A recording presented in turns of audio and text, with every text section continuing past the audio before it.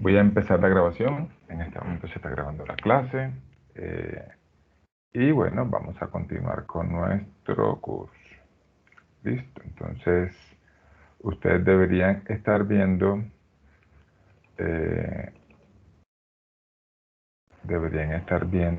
mi pizarra.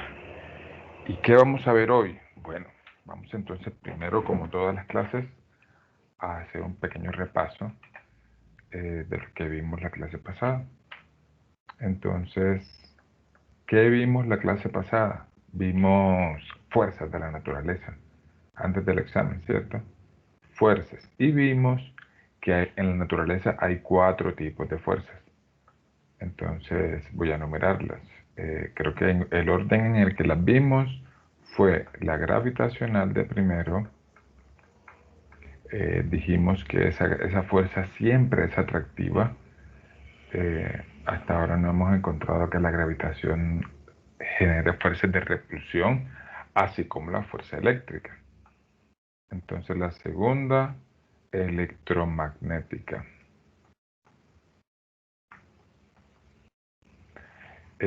Y las otras dos son las dos nucleares. Fuerza nuclear fuerte, la que mantiene estables a los átomos, fuerte, y fuerza nuclear débil. Nuclear débil, que es la encargada de la radiactividad. ¿Listo? Bueno, ¿qué vamos a ver hoy?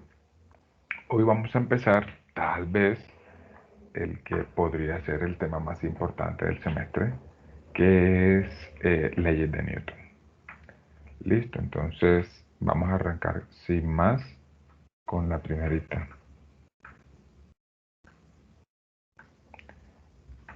Y es la ley de la inercia. Entonces, primera ley. La voy a escribir y luego la comentamos. Listo, para los que están tomando notas aquí en vivo o en la grabación, puedan también anotar. Entonces, la primera ley de Newton es la que dice que todo cuerpo o toda partícula tiende a mantener su estado o de reposo o de MRU a menos que una fuerza, lo saque de él. La voy a anotar. Todo cuerpo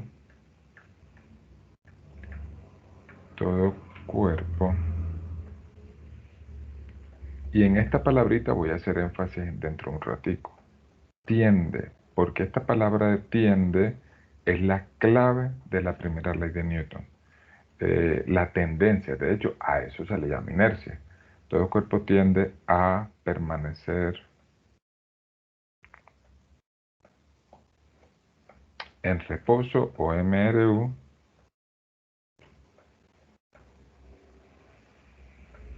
a menos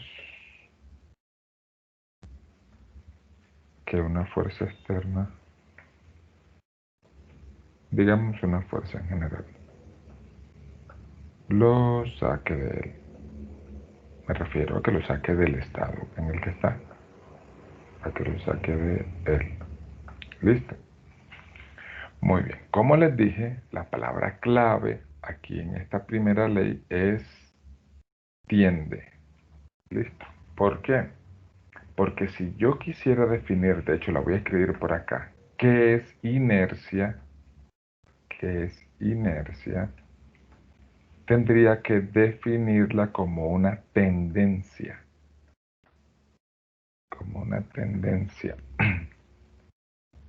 Listo, la defino como una tendencia. ¿Tendencia a qué? A lo que dice ahí la primera ley de Newton, que es a mantener o el reposo o el movimiento rectilíneo uniforme. ¿Y de qué depende? ¿De qué depende que un cuerpo tenga más inercia que otro? Entonces, una medida de la inercia, adivinen cuál es. Medida de la inercia es la masa. ¿Qué quiere decir esto? Que obviamente un cuerpo, como nos dice el sentido común, un cuerpo que tenga más masa que otro, tiene más tendencia a mantener su estado de reposo o de movimiento rectilíneo uniforme. Un ejemplo. ¿Qué es más fácil de mover? ¿Un automóvil o una tractomula? Profe, por supuesto que el automóvil, claro. ¿Y por qué? Porque la masa es más pequeña, entonces el automóvil tiene una tendencia a mantener el reposo. Y la tractomula también tiene una tendencia a mantener el reposo. Pero la tendencia que tiene la tractomula es más grande porque su masa es más grande. Entonces sacarlo de ahí requerirá una fuerza mayor, un motor más potente. ¿Listo?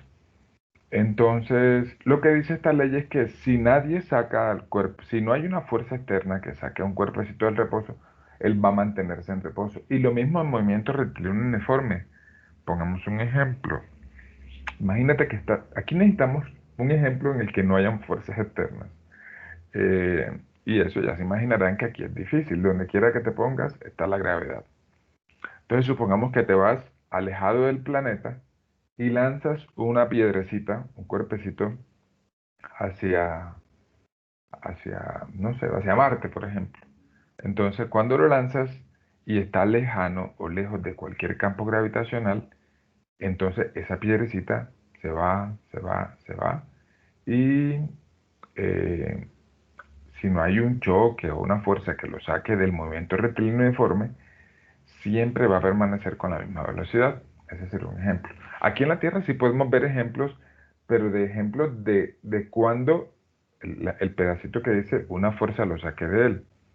Un ejemplo, si tú vas en el metro y el metro viaja, por ejemplo, entre la estación, pero deme tintico solo, por favor, gracias. Imagínate que vas en el metro a 80 por hora. Y cuando el metro frena, ya tú sabes que tu cuerpo se va hacia adelante, en la dirección en la que se está moviendo el tren. ¿Por qué? Porque como ibas con movimiento rectilíneo uniforme y entonces el tren frena, tu cuerpo va a tener qué tendencia. Entonces, la tendencia que va a tener tu cuerpo es hacia, gracias mamá, es hacia, pase ahora, cafecito, va a tener la tendencia a mantener su estado de movimiento rectilíneo uniforme.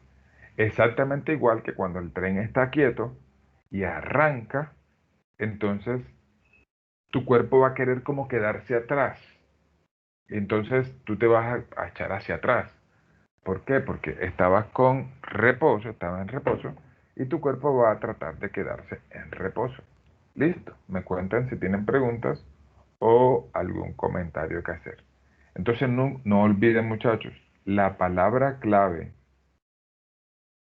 de esta primera ley es tiende. Eso es lo que va a generar este estado de tendencia o este estado de... eh, es algo natural en los cuerpos, eh, en nuestro universo. Esta es la primera parte de la ley, pero la primera ley de Newton tiene otra parte. Muchas personas dicen, la primera ley de Newton, esta que está ahí escrita, ahí hay como un huequito porque la primera ley de Newton, como les dije, tiene una segunda partecita que es muy importante. Entonces, y la voy a escribir. Y dice que las leyes de Newton,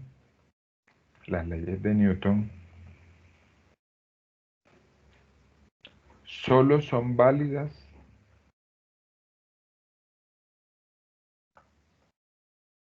en marcos de referencia, o en sistemas de referencia. Sistemas, también se les llama marcos de referencia inerciales. ¿Cómo así, profe? Inerciales. ¿Qué es un marco de referencia inercial o un sistema de referencia inercial? Bueno, supongamos que tú quieres medirle la velocidad a un tren. Listo. Un tren que va a cualquier velocidad. Entonces, si tú estás parado afuera del tren, tú le mides la velocidad al tren.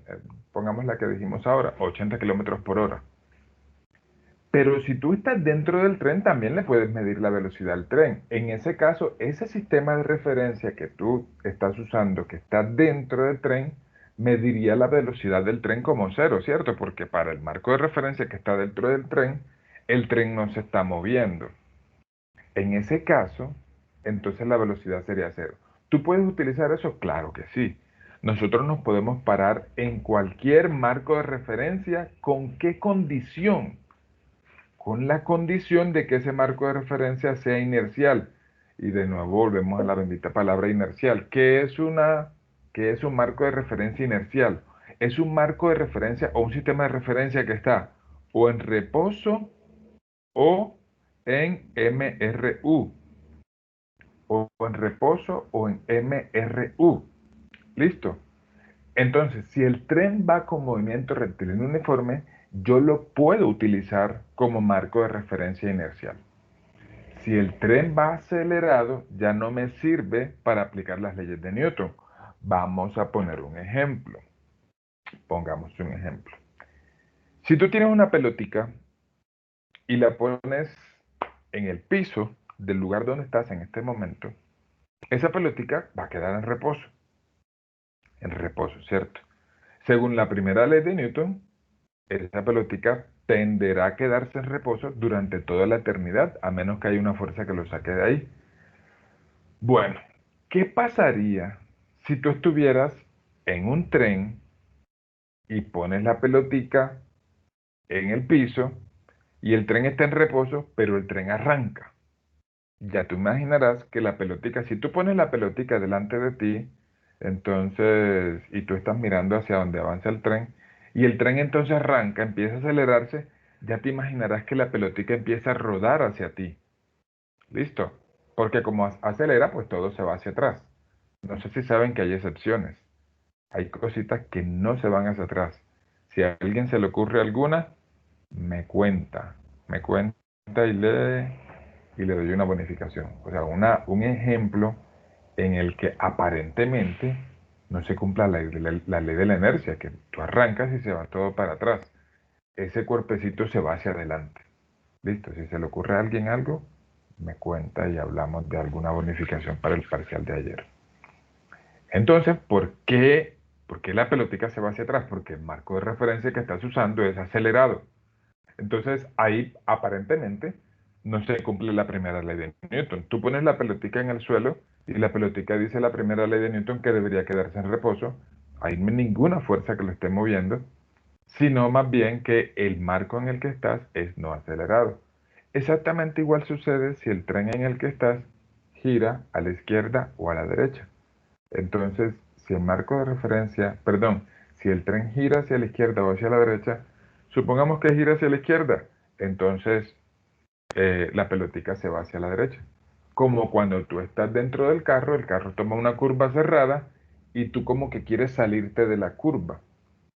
¿Listo? Entonces uno a veces dice, no, hay una fuerza centrífuga. No, señor, en física newtoniana nosotros no hablamos de fuerza centrífuga, eso no existe. ¿Por qué no existe? Porque ahí no hay una fuerza que esté jalando el cuerpo hacia afuera. Ese marco de referencia, como es, si el carro está girando, es, es un marco de referencia acelerado. ¿Y acelerado por qué? Porque ya ustedes saben que para acelerar no necesariamente tengo que aumentar o disminuir mi velocidad. También puedo girar. Entonces, si giro, entonces al girar, ese marco de referencia que es el auto, deja de ser inercial, deja de estar en MRU y ya yo ahí adentro no puedo aplicar las leyes de Newton, así como nosotros las conocemos en este momento. Tú pones una pelotica en el suelo y esa pelotica se va a mover. Listo. Me cuentan si tienen preguntas.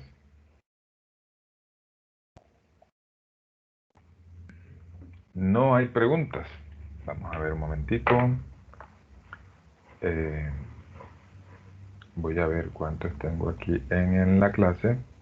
Tengo a 29. Ah, muy bien. Ok. Bueno, eso es lo que tiene que ver con la primera ley de Newton. Más adelante volveremos a ella cuando veamos las aplicaciones. ¿Listo? Vamos entonces a ver la segunda. Listo, segunda ley.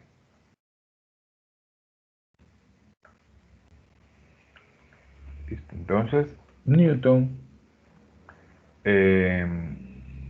propuso una ley, pero nosotros la conocemos de otra forma, y es la relación entre fuerza y aceleración.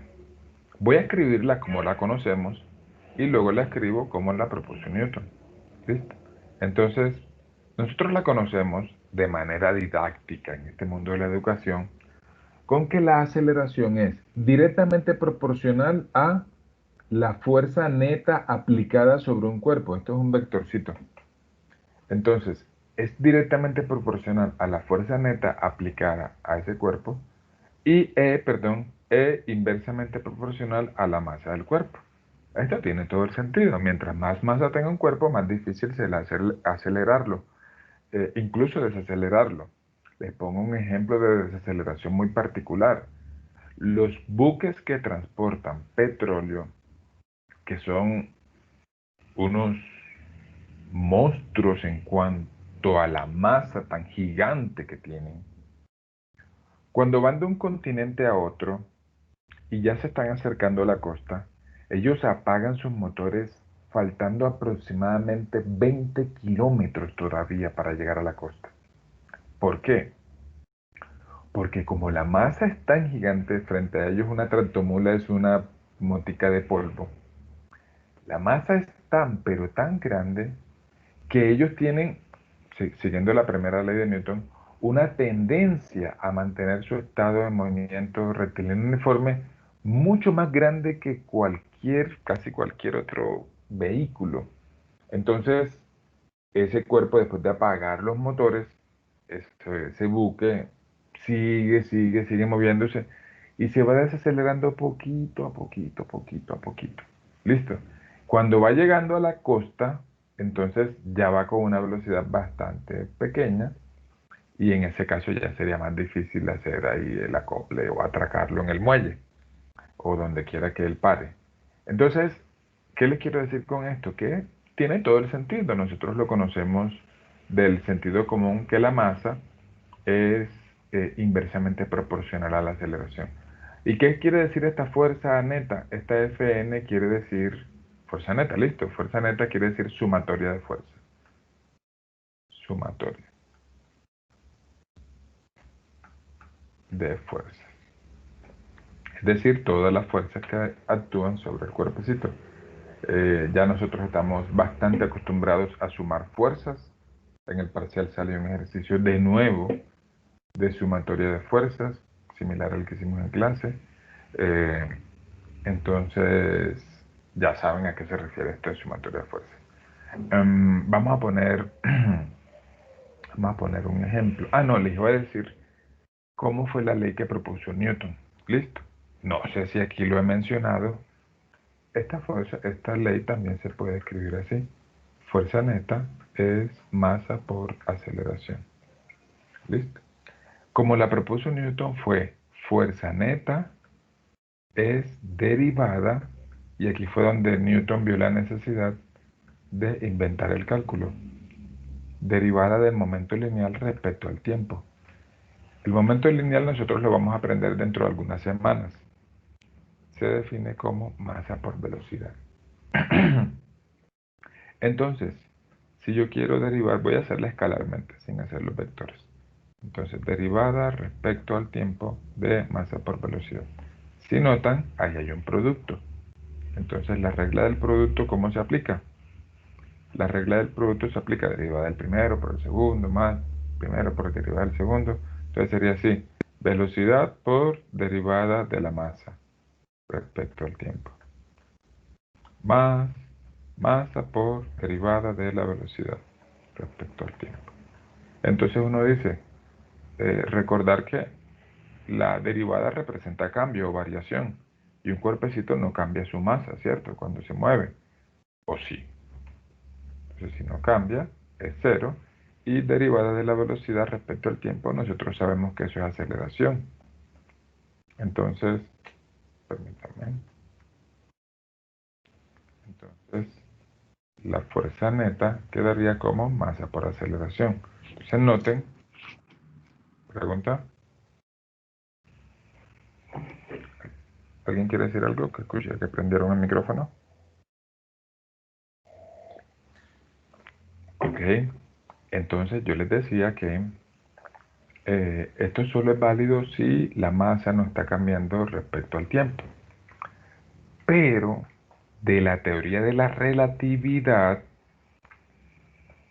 está dividida en dos. La teoría de la relatividad está dividida en dos. La teoría de la relatividad especial, que ya es la que vamos a mencionar ahora, y la teoría de la relatividad general. Entonces, la teoría de la relatividad general es la que explica cómo funciona la gravitación con la malla espacio-tiempo, gravitación con la malla espacio-tiempo. Esta teoría la propuso Albert Einstein y él imaginó el espacio como si fuera una sábana de una cama cuando la sábana está bien tendida. La sábana está totalmente plana, ¿cierto? Si tú pones pongamos una bola de bolos, entonces una bola pesada en medio de la cama, entonces la sábana se curva. Entonces él así se imaginó que la malla, él llamó a esa malla, la que está acá en el universo, malla espacio-tiempo. Entonces esa malla espacio-tiempo se curva,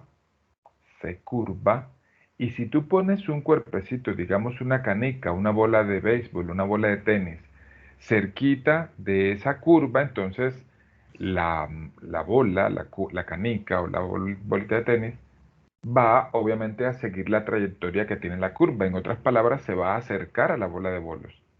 Entonces él se imaginó en el espacio, supongamos en el sistema solar, que el Sol como tiene una masa tan grande, entonces curvó al espacio. Y si tú pones a 150 millones de kilómetros la Tierra, todavía ahí tiene la curva, esa curva. Entonces, si tú pones la Tierra y si la Tierra no se estuviera moviendo, la Tierra se movería hacia el Sol y caería totalmente al Sol. Entonces, si tú pones a mover a la Tierra alrededor del Sol, lo único que está haciendo la Tierra es describiendo ese movimiento que seguiría una canica alrededor de una, una superficie curvada. Entonces fue bastante creativo el imaginarse Albert Einstein que nosotros vivimos como en una superficie que está curvada y mientras más masa tengan los cuerpos, más curvada está la superficie. Resulta que el caso más dramático de todos es el de un agujero negro. Un agujero negro, entonces, la malla espacio-tiempo está perforada hacia abajo. Entonces, un cuerpecito que caiga ahí ya no puede salir. ¿Listo? Un cuerpecito que caiga ahí en ese hueco totalmente vertical ya no podría salir. Bueno, ahí uno podría hablar muchísimo de teoría de la relatividad general, pero simplemente estoy mencionando de qué se trata. Entonces, la teoría de la relatividad general es la que habla en general de gravitación. Y la especial es la que habla de cómo cambian algunas variables cuando la velocidad a la que yo me muevo está cercana a la velocidad de la luz. Y cuando digo cercana, puede ser incluso un factor, la mitad, 3/4 partes, incluso la cuarta parte. Cuando un cuerpecito se mueve en fracciones de velocidad de la luz, ¿por qué hablamos de que la cuarta parte de la velocidad de la luz o la tercera parte es una velocidad considerable en relatividad especial? Imaginémonos el avión que se mueve más rápido en el mundo. Tal vez sea un avión de, no sé, militar. Les aseguro que ese avión rondará los 30.000 kilómetros por hora, si acaso. Estoy diciendo una exageración, no he consultado eso. Pero aun si fuera 50.000 o 100.000 kilómetros por hora, ¿qué fracción sería eso de la velocidad de la luz? Una fracción absolutamente insignificante, porque la velocidad de la luz es 300.000 kilómetros por segundo. Si quieres pasar eso a kilómetros por hora, multiplica eso por 3.600. Entonces,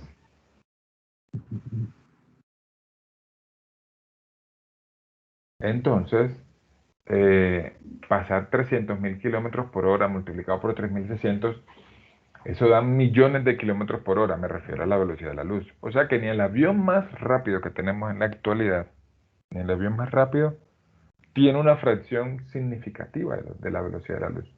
Por eso decir, por ejemplo, la tercera parte de la velocidad de la luz, ¿cuál podría ser? 300.000 dividido por 3 daría 100.000, pero 100.000 kilómetros por segundo. Ya se imaginarán que eso todavía sigue siendo una velocidad bestialmente gigante. Entonces, ahora sí vamos con esto. Cuando la velocidad es del orden de la velocidad de la luz, que en física la simbolizamos con la letra C, entonces hay tres variables que cambian. La masa del cuerpo empieza a aumentar, la longitud del cuerpo empieza a disminuir y el tiempo que percibe ese observador que está a esa velocidad empieza a ser más lento. Aquí ya les he mencionado esto en algunas otras clases, creo. Cuando les he dicho que, por ejemplo, creo que alguna vez mencioné la paradoja de los gemelos, que si un gemelo se va a viajar a la velocidad de la luz, cuando regresa, entonces, pues a una velocidad cercana a la de la luz, y regresa, entonces encuentra a su hermano gemelo anciano, porque para el que está viajando a la velocidad cercana a la de la luz, entonces el tiempo transcurrió más lentamente. ¿Listo? Si quieren ver una película que hable de teoría de la relatividad especial y general de forma impecable, la película Interestelar. Si quieren ver una película que hable de forma burda, inexacta y grosera de la teoría de la relatividad especial y general, la película Gravedad. La peor película que se puede ver un físico.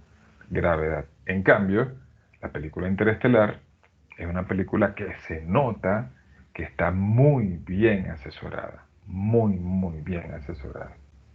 Por personas de ciencia. Muy bien. Entonces, no voy a hacer mucho énfasis en esto, porque, bueno, más adelante vamos a hacer ejercicios. Hoy lo único que quiero es presentarles las tres leyes de Newton. Después de que les presente las tres leyes de Newton, terminamos la clase. La clase de hoy va a ser bastante corta. Y nos veríamos el lunes ya para resolver ejercicios de las leyes de Newton. El lunes dedicaríamos la clase a resolver ejercicios. ¿Listo? Muy bien. Ah, bueno, ¿por qué estoy mencionando todo esto? Porque entonces esta ley que nosotros conocemos aquí solo es válida si la masa no cambia. Pero noten que hay casos en que la masa de un cuerpecito cambia cuando se mueve a velocidad de la luz. O sea que esta es la segunda ley de Newton no relativista, podemos decirlo así. Relativista.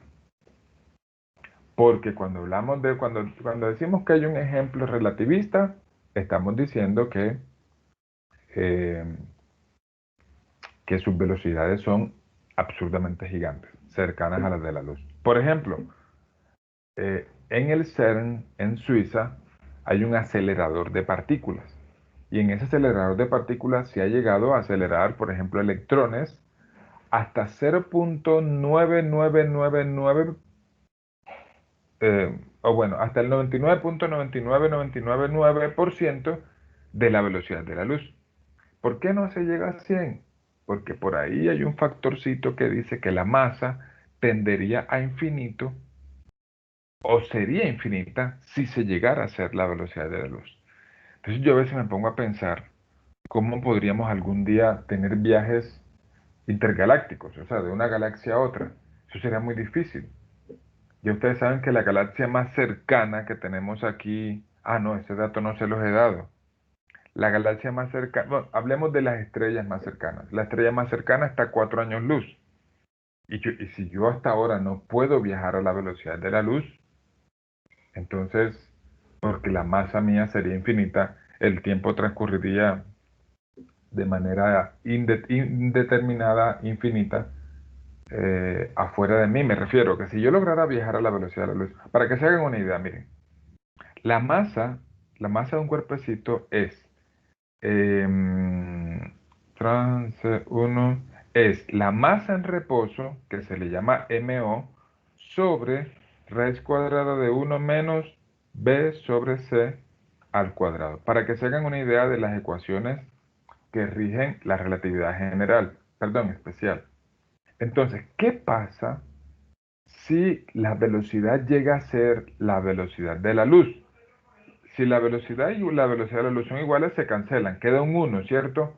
1 menos 1 es 0. Y si divido por 0, ya ustedes saben que este valor de esta fracción crece y crece hasta el infinito. Entonces, por eso es que hasta ahora nosotros no consideramos que un cuerpecito tenga la posibilidad, con lo que nosotros conocemos de física y de ingeniería en este momento, que se pueda alcanzar la velocidad de la luz. Hay una ecuación bastante similar para la longitud, simplemente que esa raíz está multiplicando. Es decir, la longitud es la longitud en reposo por 1 menos b sobre c al cuadrado.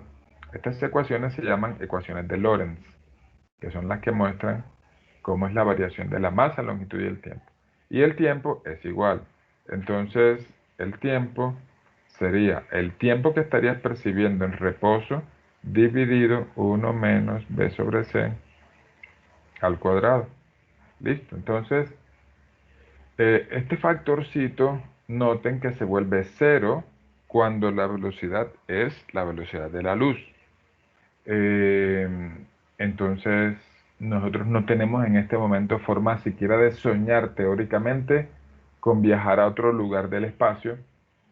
Bueno, por ahí hay, mentira, acabé de acordarme de que existen tunelcitos que curvan el espacio y te permiten ir de un lugar a otro sin ir en línea recta, que se llaman agujeros de gusano. Si algún día quieren leer algo chévere, en YouTube consulten qué son los agujeros de gusano. Me permite viajar de un punto hasta otro sin pasar por todo sin ir en línea recta, atravesando de un lugar a otro. Si quieren una película también que habló de los agujeros de gusano de forma muy buena, es una película muy vieja, de uno de los genios más grandes que ha tenido, bueno, un gran escritor que se llama Carl Sagan. Entonces, Carl Sagan escribió un libro que se llama Contacto y tengo entendido que de ahí fue que sacaron la película que se llama Contacto. Es una película, creo que la actriz se llama Judy Foster y ella hace un viaje por un agujero de gusano y viaja entonces a una constelación, pero que está aquí dentro de nuestra galaxia. Pero lo interesante es que lo hace en unos cuantos segunditos. Entonces recojo los dichos del viaje interestelar o viaje, sí, interestelares entre estrellas. Entonces, si tuviéramos que viajar a un lugar así, ya sabemos que nos toca por medio, hasta ahora lo que conocemos es por agujeros de gusano. Porque viajar en línea recta requeriría de viajar a una velocidad extremadamente alta. Imagínense, si alcanzáramos la velocidad de la luz, no podríamos soportar nuestro propio peso dentro de la nave, porque la masa se nos haría infinita. Profe, estas teorías sí están comprobadas. La respuesta es sí. Te pongo un ejemplo. No recuerdo el nombre de una partícula que es capaz de vivir. A ver, cuando se genera una partícula en cierto choque, eh, supongamos, esa partícula es capaz de mantenerse activa. Voy a poner un ejemplo, solamente por didáctica para explicarles lo que se hizo en el CERN, que es el acelerador de partículas que les mencioné, para que entiendan cómo funciona la relatividad. Digamos que bajo cierto choque se genera una partícula, no sé, supongamos que es un quark. Entonces, ese quark tiene un tiempo de vida, digamos, de 1 microsegundo. Listo. Y no importa cómo hagas tú el choque, esa partícula siempre vive, aparece después del choque y desaparece al microsegundo. Estoy poniéndole solamente un ejemplo didáctico porque no conozco los detalles exactos, el tiempo de vida, por ejemplo, y si es un quark, estoy simplemente tratando de explicarles algún experimento que leí una vez. Entonces, si tú pones a hacer ese choque, no en reposo, sino en movimiento a una velocidad extremadamente alta, te das cuenta que ese quark no vive un microsegundo, sino que vive hasta 10, 20 segundos. Imagínate eso. Vive mucho más tiempo de lo que vive él cuando está en reposo y cuando ese choque se da en reposo. Entonces, ¿cuál es la explicación que se encuentra a ese fenómeno? No es que él viva más, sino que como se está moviendo a una velocidad tan extremadamente, me equivoqué, no eran 20 o 10 segundos, sino 10 o 20 microsegundos, listo. Entonces, como se está moviendo a una velocidad tan pero tan grande, lo que para él es un microsegundo, para los observadores que están en reposo, el tiempo transcurre de forma más expandida. Es decir, y ahí es donde uno entiende la paradoja de los gemelos. Es como el gemelo que está viajando y el gemelo que está acá en reposo, para él el tiempo está transcurriendo más lentamente. Entonces, esa partícula sigue teniendo el mismo comportamiento, no importa si la generes el choque en reposo o en movimiento, pero cuando está en movimiento, los observadores que miden el tiempo están midiendo un tiempo que está relativizado por la velocidad a la que se está moviendo esa partícula. ¿Listo? Me cuentan si tienen comentarios o preguntas. Entonces ese fue uno de los tantos ejemplos en los que se probó la teoría de la relatividad. Otro, los relojes más exactos que tenemos en este momento en la humanidad se llaman relojes atómicos. Un cronómetro de laboratorio o el cronómetro de su celular es capaz de medir hasta centésimas de segundo, ¿cierto? Bueno, los relojes atómicos son capaces de medir 100 milésimas de segundo. Imagínense 5 cifras decimales, fracciones de segundo.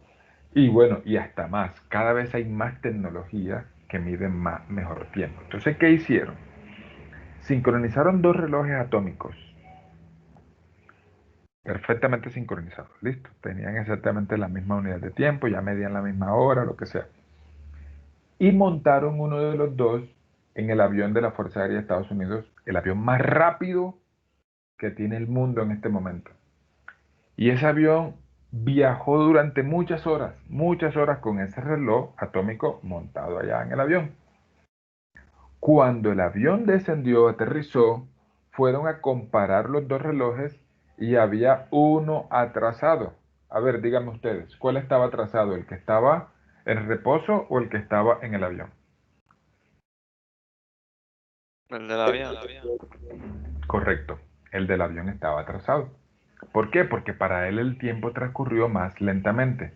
Si tú estás en el avión, tú no sientes. Ah, bueno, atrasado en cuánto? Atrasado en, póngale 10 microsegundos, una cosa exageradamente pequeña, pero solamente por medio de de un sistema tan exacto como un reloj atómico se podría determinar ese desfase.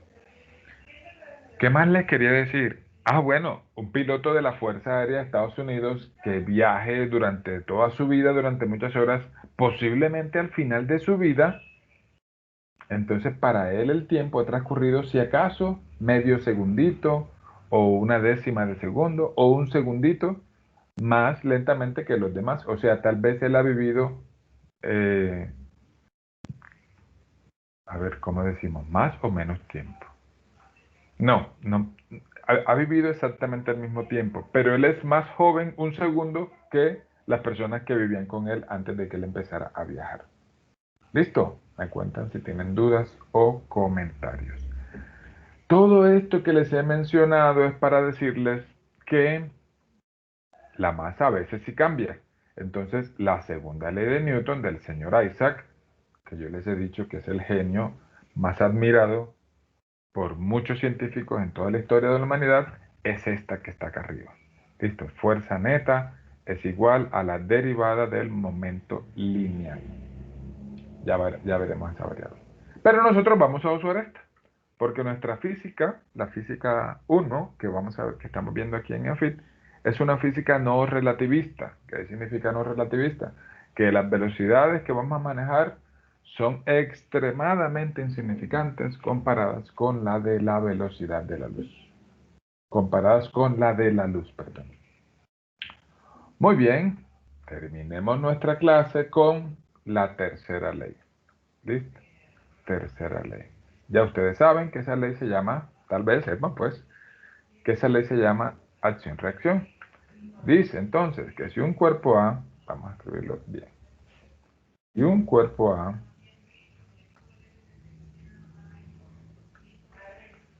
ejerce una fuerza sobre un cuerpo B, y aquí vamos con la clave de esta ley, ejerce una fuerza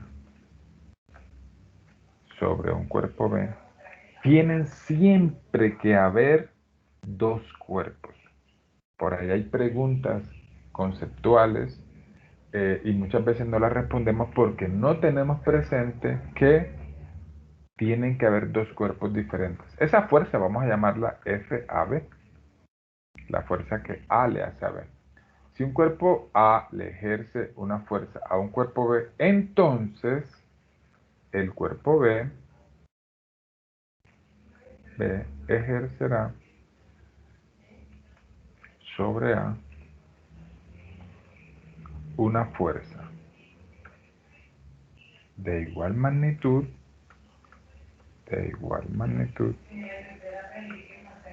y de dirección opuesta.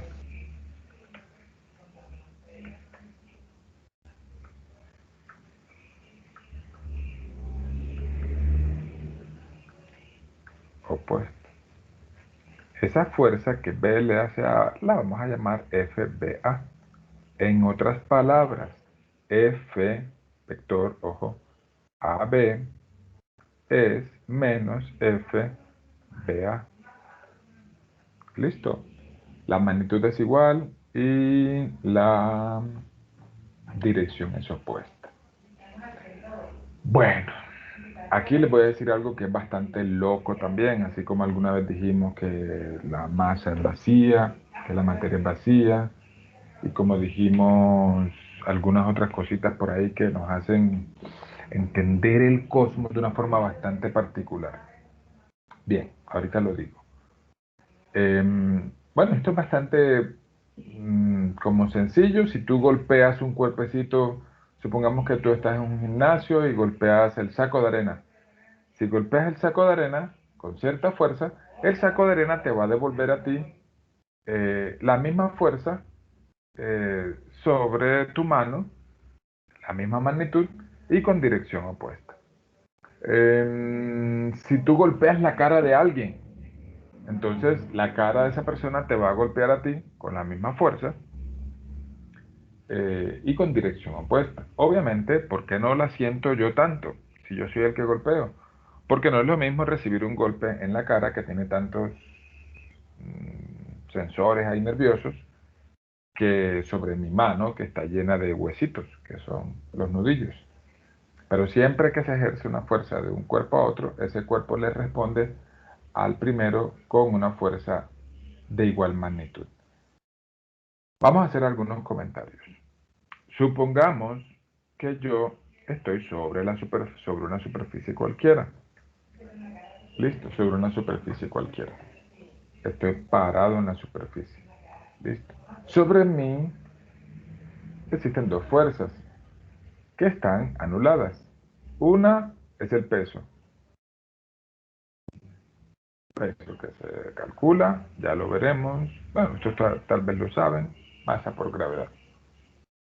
Y existe la normal, que es la fuerza que me hace la superficie hacia arriba. Esas dos fuerzas son iguales, ¿cierto? Iguales en magnitud, tanto que son iguales en magnitud que yo estoy en reposo. Tú donde estás ahora sentado, la superficie en la que estás ejerce una fuerza hacia arriba y la tierra te jala. que es tu peso. Pregunta, ¿quién puede ver ahí por qué esas dos fuerzas no son de acción-reacción? No son de acción-reacción. Es decir, ahí no se cumple la tercera ley de Newton.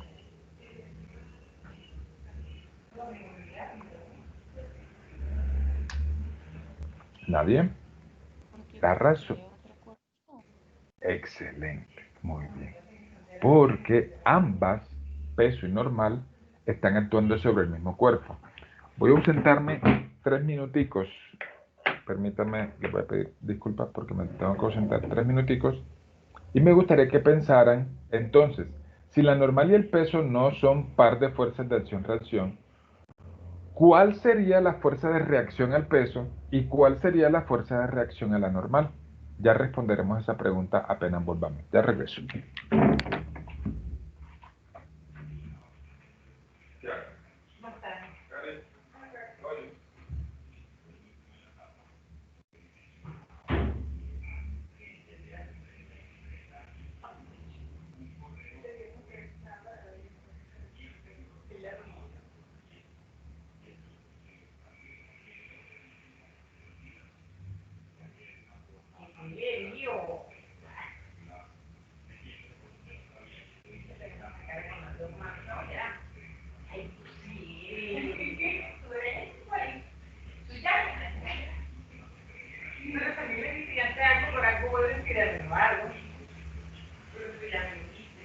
Pero es que no sabes dejarte la hija hacerle masaje, masaje, masaje.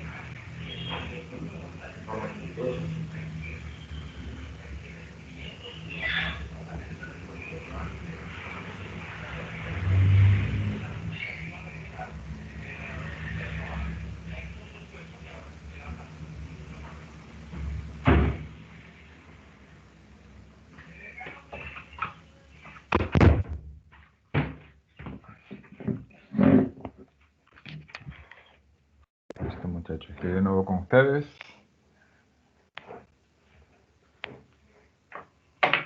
Bien, entonces quedamos en responder si la normal y el peso no son fuerzas de acción-reacción, ¿cuáles entonces son las fuerzas de reacción a cada una de esas fuerzas? Entonces pensemos, tendríamos que dibujar nuestro planeta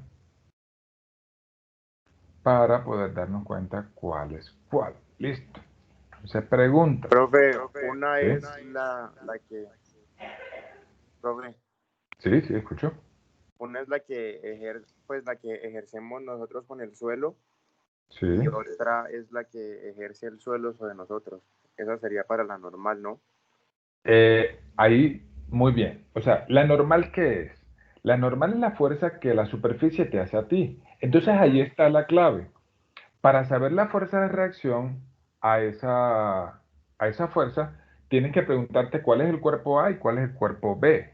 El cuerpo A es el que ejerce la fuerza, el cuerpo B el que la recibe. En este caso, A es el pedazo de tierra en el que tú estás, o de baldosas, o de la superficie en la que tú estás, y B eres tú.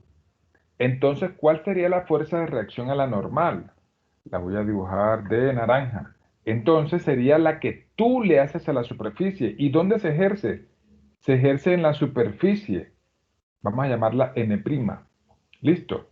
O sea, la fuerza que tú le haces a la superficie es la fuerza de reacción a la que la superficie te hace a ti. No importa quién sea A o B. Ahí no es que una sea la que ejerce la fuerza y tú. No, no importa. Entonces, lo dijiste muy bien. La fuerza normal es reacción a la que tú le haces a la superficie, porque la normal es la que la superficie te hace a ti. Muy bien, pensemos igual con el peso. El peso es la fuerza que quién le hace a quién. ¿Qué dirían ustedes? ¿Quién se la hace a quién? Que la Tierra nos hace a nosotros. Correcto. Entonces ahí ya se imaginarán cuál será la fuerza normal, perdón, cuál será la fuerza de reacción al peso. Este es el peso, la acabé de dibujar ahí. Entonces el cuerpo A y B son el cuerpo y la Tierra, tú y la Tierra. Entonces díganme, ¿dónde creen que se ejercerá la fuerza de reacción a esta fuerza? Una fuerza de la Tierra hacia nosotros. No, al revés, la que tú le haces a la Tierra, porque el peso es la que la Tierra te hace a ti, esa que está dibujada ahí. Ah, ok, sí, sí, sí. ¿Y dónde Entonces, se ejerce, dónde se ejerce esa fuerza? Esa fuerza se ejerce en el centro de la Tierra y se ejerce hacia arriba. Vamos a llamarla, a ver, la dibujé muy mal porque si estoy hablando de tercera ley de Newton, debería dibujar los dos vectores de igual tamaño. Entonces, tengo que dibujar esta así y este, vamos a tratar de dibujarlos del mismo tamaño. Ya saben que el tamaño es el mismo, entonces esto es W y esto es W'. O sea que todos los cuerpecitos de la Tierra, personas, carros, árboles, edificios, todas las construcciones que están sintiendo fuerzas del planeta, también están atrayendo la Tierra hacia afuera. Ya se imaginarán que es una insignificancia en cuanto a la fuerza que siente nuestro planeta de parte de nosotros. Incluso si sumas todas las fuerzas que le ejercen todas las cosas que están sobre la superficie. Es insignificante. Para que te hagas una idea, recuerda cuánto es el radio de la Tierra. 6.370 kilómetros promedio. 6.370 kilómetros. Si tú quisieras dibujar el monte Everest, que yo diría, no sé, acá diciendo cualquier barra basada, diría que no hay cuerpo más pesado sobre la Tierra, esa cadena del Himalaya, porque es la más alta, diría yo acá, pues tendríamos que analizar de qué está compuesta y que no haya otra de mayor densidad, pero bueno, para efectos de lo que les quiero decir, funciona. Entonces, esa cadena del Himalaya, que tiene 8.000 metros de altitud, 8.000, casi 9.000, entonces pensemos, 9.000 metros, que son 9 kilómetros. Si tú quisieras dibujar el Himalaya así con la Tierra, como está puestecita aquí, pregunta, ¿alcanzaría a verse así como una montañita? ¿Ustedes qué opinan?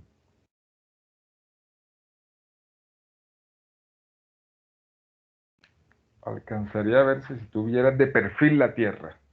¿Verías el Himalaya así sobresalido? Entonces, para responder esa pregunta no, tendríamos profe, que yo hacer. no. No, ni un poquitico. Tú ves la Tierra, pero perfectamente como si fuera bueno, ya sabemos que no es una esfera porque está achatadita, pero la ves suavecita, suavecita, como una bolita suavecita. ¿Por qué? Porque de 6.370 kilómetros, 9 kilómetros no son nada, nada. Entonces uno no tiene por qué preocuparse de las fuerzas que le estamos haciendo nosotros a la Tierra, porque nosotros en la superficie de la Tierra somos nada, nada. Sin embargo, la Tierra es muy fuerte. Por eso no me gusta hablar de política, pero pues en clase, pero no me gustan cuando hay gobiernos que tienen políticas extractivistas, que ven a la tierra, o sea, no la ven como una vaquita que hay que cuidar para que nos dé leche y sacar queso y todo eso, sino como la vaca que hay que matar para vender la carne. O sea, nosotros no somos nada en la tierra. Nosotros somos algo insignificante en la Tierra y nosotros hasta ahora no tenemos ninguna otra casa. Por eso es que siento yo que, qué bonito que uno pudiera cuidar este planeta, porque este planeta de verdad que tiene una perfección por todos lados y bueno, nosotros también, pese a lo insignificante que somos, ya hemos demostrado todo el daño que le podemos hacer con el pasar y pasar de las décadas. Muy bien.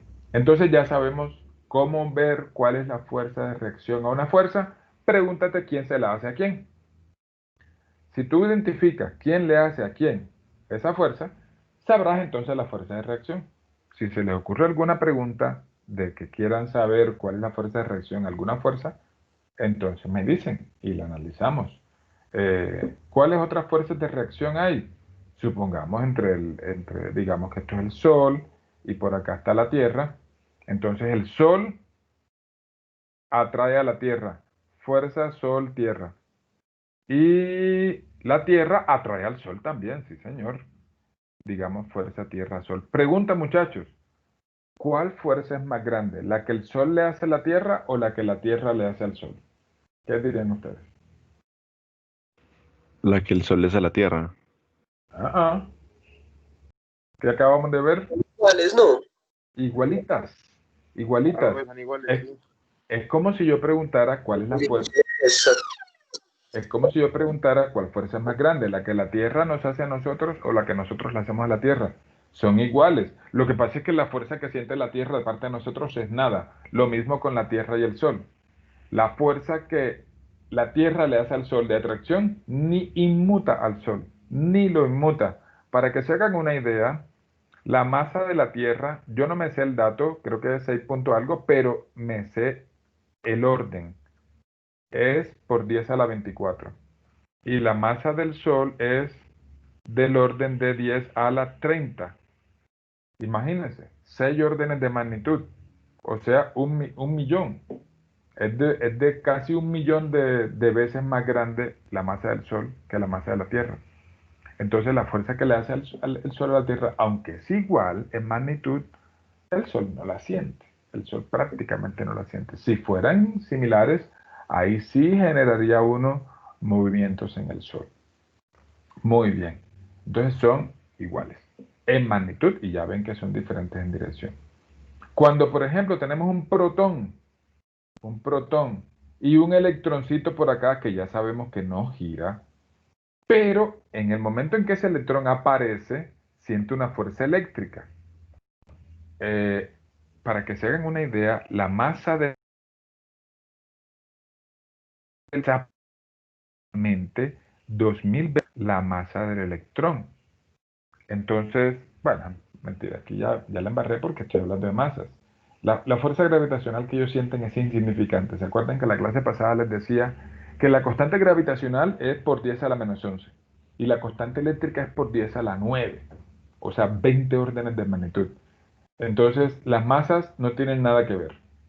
La carga del electrón, la carga eléctrica del protón, es exactamente a la carga eléctrica del electrón en magnitud. Tienen diferentes signos. Pero entonces, la fuerza eléctrica también aquí, esta fuerza eléctrica son iguales las dos en magnitud. Son otro ejemplo de fuerzas de acción y reacción. Donde quiera que se ejerce una fuerza, entonces habrá una fuerza de reacción según la tercera ley de Newton. Muy bien, entonces quiero terminar la clase contándoles, contándoles que lo que nosotros llamamos fuerza de contacto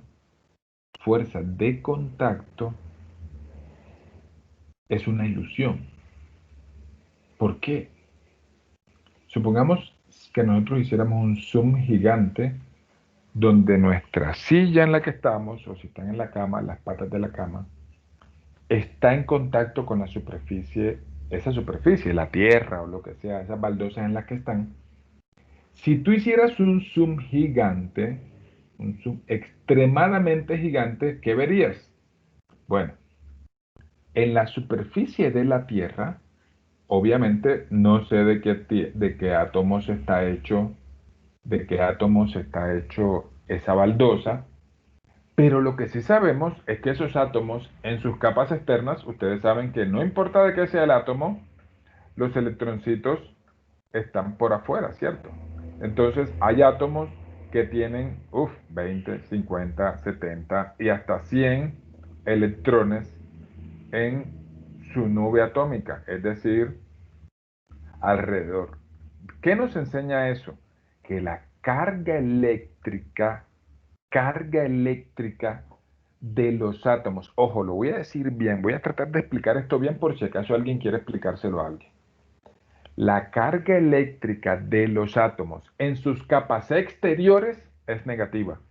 solo en sus núcleos es positiva. Eso tal vez lo sabíamos de antes. ¿Eso qué quiere decir? Voy a hacerlo más grande aquí. Si esta es la superficie, entonces en sus capas exteriores, hablando microscópicamente, la carga es negativa. Ahora bien, si yo quiero pisar una superficie, digamos, con mi zapato, ¿qué signo tiene la carga, perdón, qué signo tiene la carga eléctrica que está en la superficie de mi zapatilla o de la pata de mi silla o de la cama? También negativa porque son átomos. Entonces negativo y negativo. ¿Qué fuerzas entonces siente la superficie de la silla o de la pata de la silla o del zapato con la superficie donde está puesta esa silla, las baldosas? Sienten una fuerza de repulsión. Negativo con negativo, sienten una fuerza de repulsión. ¿Listo? O sea que siempre yo voy pues a menos que la superficie sea blanda, entonces va a haber una fuerza que me repele del suelo. Ya se imaginarán que estamos hablando microscópicamente. Pues tú no vas a ver ahí que hay separación, pero sí hay separación microscópica.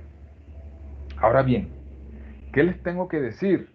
Que si ustedes recuerdan la fuerza eléctrica de la clase pasada, la fuerza eléctrica está definida como constante eléctrica por Q1 por Q2 sobre R cuadrado. Pregunta, ¿R puede ser cero? La respuesta es no, porque si R es cero, la fuerza es infinita. Profe, ¿cómo así? Entonces, ¿qué me está queriendo decir? Que esta distancia entre estas dos cosas nunca es cero. Así es. Exactamente eso. De que lo que nosotros sentimos como contacto no es más que una fuerza eléctrica que me está alejando de ese cuerpo. Si usted toca algo con su dedo, los sensores de presión que tiene su dedo no son más que, hablando microscópicamente, sensores de fuerza eléctrica. Cuando usted le pega a alguien, no hay contacto literal entre los átomos de su mano y los átomos del cuerpo al que le está pegando. ¿Por qué siento dolor, profe, entonces cuando me golpeo o cuando me golpean? Porque la fuerza, cuando usted golpea muy duro, este radio que está aquí llega a ser tan pequeño que esta fuerza llega a ser muy grande. Cuando la fuerza es muy grande, entonces obviamente me genera dolor, pero es un dolor por la fuerza eléctrica que está tratando de separar los átomos. Profe, entonces, ¿qué pasa cuando yo con un martillo golpeo una superficie y la rompo? La rompes porque la fuerza eléctrica llega a ser tan grande que rompe o es superior a las fuerzas de cohesión que tienen moléculas contra moléculas. Y tú eres capaz de romper la superficie, pero si miraras con un microscopio electrónico, no habría contacto. ¿Listo? No habría contacto entre las dos. O sea que hablando estrictamente, cuando tú caminas por una superficie, ¿qué es lo que vas haciendo? ¿Quién me dice algo?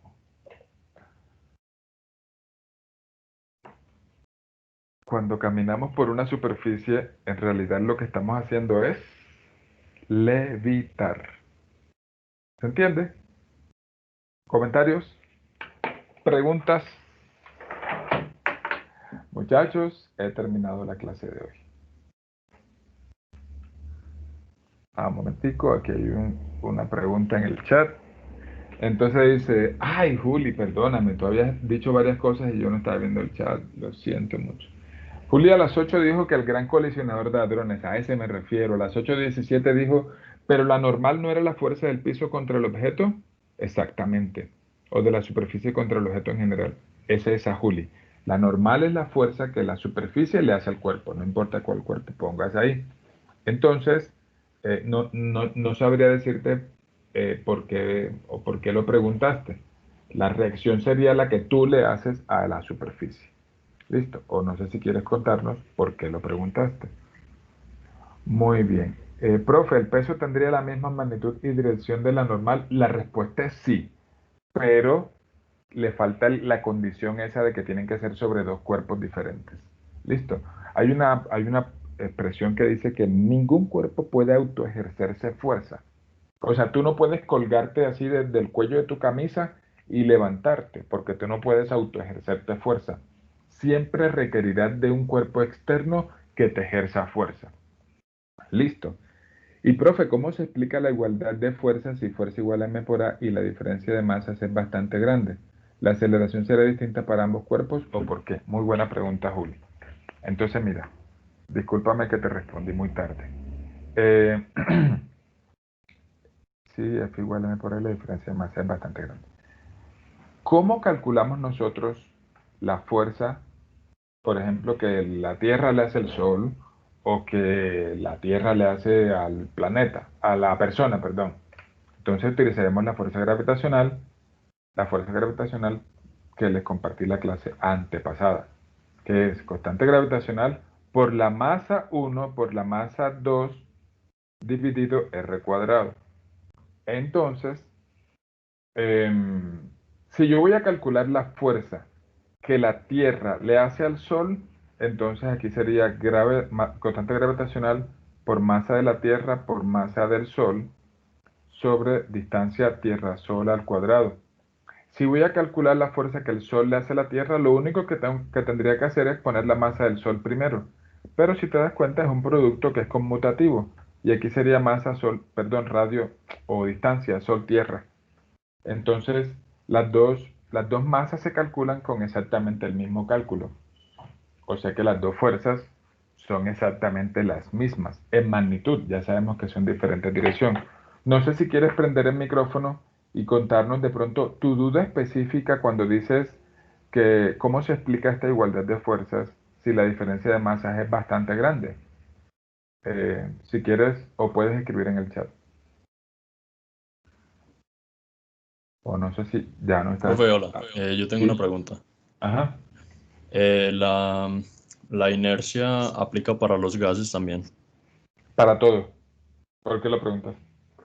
No, pues para responder entonces a la pregunta bonus de antes, que pues entonces lo que se movería para adelante, por ejemplo, cuando el metro arranca, sería pues un objeto con menor densidad que el aire, ¿no?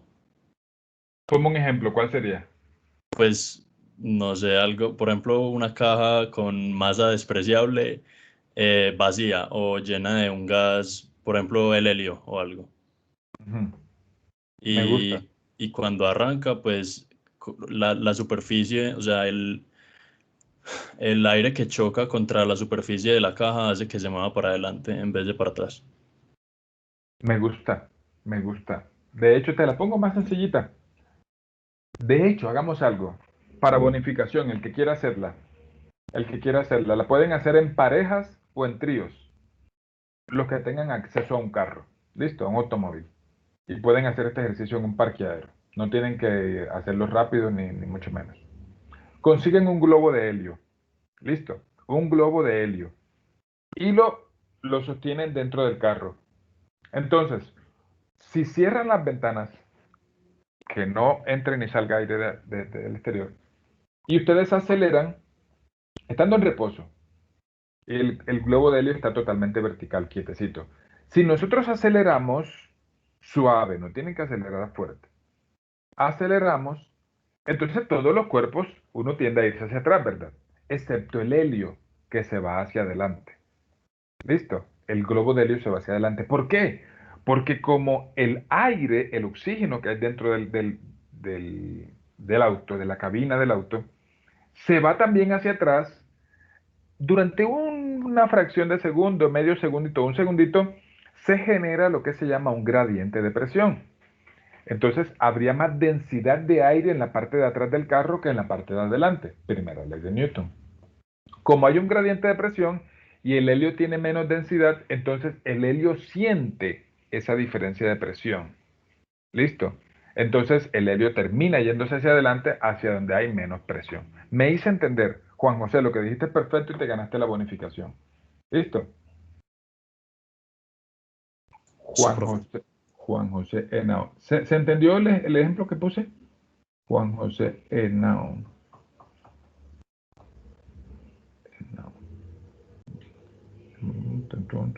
P1. P1. Bueno, muchachos, me cuentan si tienen dudas. Otro comentario, otra pregunta. Ya Juli dijo que con eso fue suficiente la explicación que les di. Voy a detener la grabación